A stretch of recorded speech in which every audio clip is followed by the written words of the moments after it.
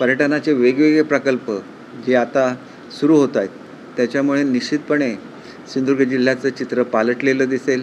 हे सगळं करत असताना आमचे खासदार नारायणराव राणेसाहेब यांचं पूर्ण लक्ष या जिल्ह्यावर आहे. त्यांच्या मार्गदर्शनाखाली पालकमंत्री नितेशजी राणे असतील, आमदार निलेश राणे असतील, मी स्वतः काम करतो आहे आणि आम्हाला सर्वांना आदरणीय महाराष्ट्राचे मुख्यमंत्री देवेंद्रजी फडणवीस साहेब, उपमुख्यमंत्री आदरणीय एकनाथ शिंदे साहेब यांचं पूर्ण सहकार्य आहे.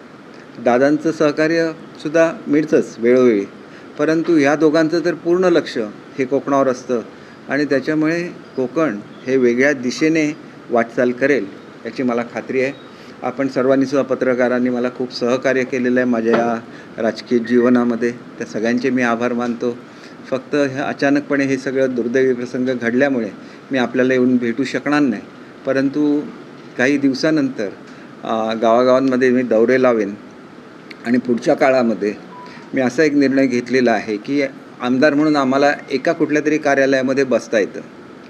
तर सावंतवाडीला एका सरकारी कार्यालयामध्ये, वेंगुर्ल्याला एका सरकारी कार्यालयामध्ये आणि दोडामार्गला एका सरकारी कार्यालयामध्ये आठवड्यातले 3 दिवस हे मी प्रत्येक तालुक्यामध्ये उपस्थित राहून तिथंच नागरिकांना भेटणार आहे आणि त्याच्यामुळे पक्षाच्या पलीकडे जाऊनसुद्धा लोकांची सेवा झाली पाहिजे असं मला वाटतं आणि त्याच्यासाठी तुमचे सगळ्यांचे आशीर्वाद मिळतील अशी अपेक्षा करतो.